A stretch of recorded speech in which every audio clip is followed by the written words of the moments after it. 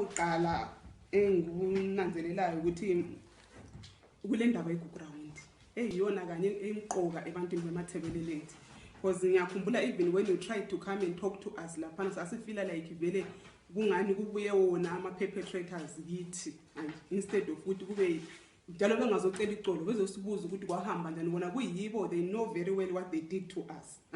So that's why sasiseqala lapha sijanquka, because we're feeling that pain yokuthi ngani lokho esidelelwa more.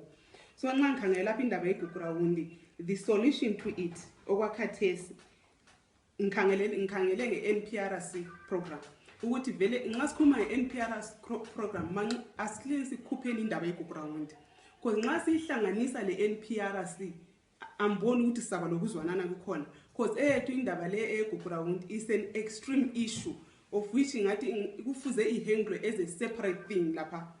Singayihlanganisi le issue yama-diamond eMtare, singayihlanganisi le issue ekhulunywa ngumama eyabantu beManicaland. I think earlier we were talking about more than 20,000. I always say 20,000 is just a number, on a small portion of the area, but it's actually double. It goes up to 50,000 people were killed. There is no exactly record state the figures were like that. It's actually 50,000 or more, because he was lucky to be surviving with us. In majority, maybe they are still dying because of his nyalo up to today.